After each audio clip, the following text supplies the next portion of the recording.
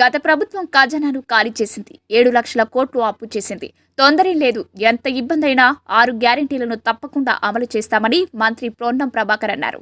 కరీంనగర్ జిల్లా చిగురుమామిడి మండలానికి మంత్రి అయిన తర్వాత మొట్టమొదటిసారిగా వచ్చిన సందర్భంగా మంత్రి పొన్నం ప్రభాకర్ కు కాంగ్రెస్ కార్యకర్తలు ఘనంగా స్వాగతం పలికారు.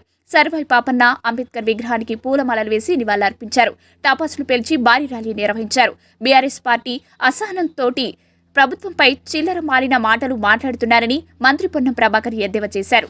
లంబాడిపల్లి గ్రామంలో నూతన గ్రామ పంచాయతీ కార్యాలయాన్ని మంత్రి ప్రభాకర్ రిబ్బన్ కట్ చేసి ప్రారంభించారు. శాసనసభ నియోజకవర్గ ఎమ్మెల్యేగా గెలిచిన తర్వాత అనేక సందర్భాల్లో వచ్చినప్పటికీ గ్రామాల వారీగా నన్ను గెలిపించిన కార్యకర్తలకు అందరికీ ధన్యవాదాలు చెప్పాలని మండల వారీగా గ్రామాల వారీగా సమావేశాలు పెట్టి వాళ్ళకు ధన్యవాదాలు చెప్పడంతో పాటుగా గ్రామాల వారీగా ఉన్నటువంటి సమస్యలన్నింటినీ కూడా తీసుకొని ఒక పరిష్కారానికి అన్వేషణ చేసి పరిష్కారం చేయాలనే ఆలోచనతో ముందుకు పోతాను.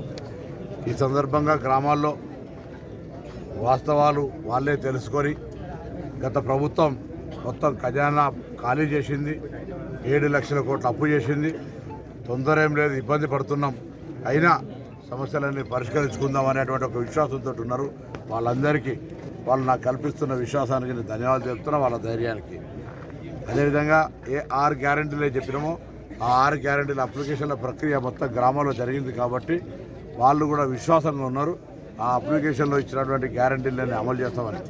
ఇప్పటికే ఉచితంగా మహిళలకు బస్సు సౌకర్యం కావచ్చు, లేదా ఆరోగ్యశ్రీకి సంబంధించిన 10 లక్షల బీమా కావచ్చు, ఇవన్నీ ఇప్పటికీ అమలవుతూ ఉన్నాయి.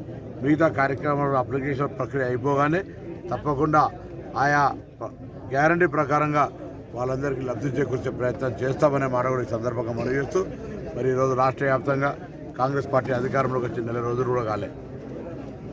7వ తారీఖు నాడు మంత్రివర్గ ప్రమాణ స్వీకారం చేసింది.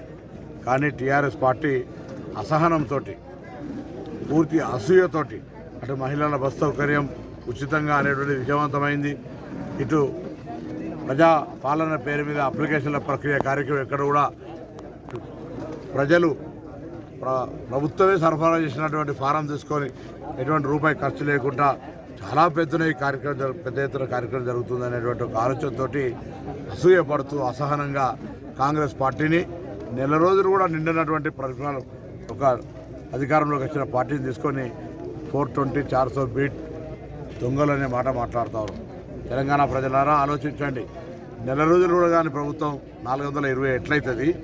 10 సంవత్సరాలుగా ఈ ప్రజలను ఆస్తులను దొంగతనం చేసినట్టు దోచుకున్న వాళ్ళు థెఫ్ట్ కింద 379 కేసు పెట్టగలిగారు. 384 ఏ విధంగానైతే రాబరీ చేస్తారో, ఎక్స్టార్షన్ చేస్తారో అది కావచ్చు, 394 కావచ్చు, ఈ విధంగా 395 కావచ్చు, robbery case, extortion case, dacoity case, theft case అన్నీ పెట్టగలిగేటువంటి అర్హత టీఆర్ఎస్ పార్టీకి మీద ఉన్నది. వాళ్ళు అటువంటి కార్యక్రమాలు జరిపిండ్రు. మేము అటువంటి కేసులు పెట్టేటువంటి అవసరం ఉంది వాళ్ళని చూస్తే ప్రజలు. వాళ్ళు ఈ విధంగా తొందరపడుతుంటే మేమేం మాట్లాడతలేం, ఏం తొందరపడతలేం. ప్రజలు అన్నీ గమనిస్తూ ఉన్నారు. తప్పకుండా కాంగ్రెస్ పార్టీ ఇచ్చిన హామీలు అమలు చేయడం కాకుండా ప్రజల్లో ఒక ప్రజాస్వామ్యాన్ని ఇప్పటికే నెలకొల్పినాం. చెప్పినాం, ప్రగతి భవన్ కంచెలు ఊడవెక్కినాం, ప్రజలకు నేరుగా కలవడానికి అవకాశం ఇచ్చినాం, అధికారుల వాళ్ళతో ఉన్నటువంటి అనుభవాలు పంచుకోవడానికి వేదికలు ఇస్తున్నాం. ఎక్కడైనా నిరంకుశత్వంగా మేము చెప్పిందే నడవాలనే ఆలోచన గత ప్రభుత్వం కూడానో అటువంటిది లేదు. భవిష్యత్తులో తప్పకుండా మరి జిల్లాకు సంబంధించినటువంటి వాళ్ళం కావచ్చు, రాష్ట్రం సంబంధించినటువంటి అందరం కూడా ఒక అభివృద్ధి దృష్టిలో తీసుకుపోతామనే విషయాన్ని సందర్భంగా మనం చేస్తాం.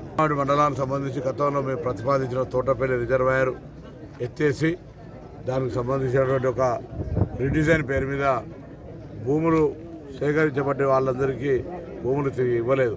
అందులో ఒక వ్యక్తి కొంతమంది కోసం భూసేకరణకు సంబంధించినటువంటి భూములు నష్టపోయినప్పటికీ కూడా అతనికి ప్రత్యేక జీవో తీసి ఇచ్చారు. ఇవాళ కూడా మేము రైతుల పక్షాన్ని అడుగుతాను, ఈ ప్రభుత్వం నిజంగా ఆ యొక్క దానికి సంబంధించినటువంటి ఇరిగేషన్ ప్రాజెక్టును పూర్తి చేస్తే ఎవరం అనేది కాదు. కానీ ఇరిగేషన్ ప్రాజెక్టు పూర్తి చేయకుండా ఈరోజు ఆ స్థలం వాళ్ళకి ఇవ్వకుండా కొంతమంది కొరకు స్థలం వాపసు ఇచ్చి ఇది వివక్షపూరితంగా కొనసాగింది.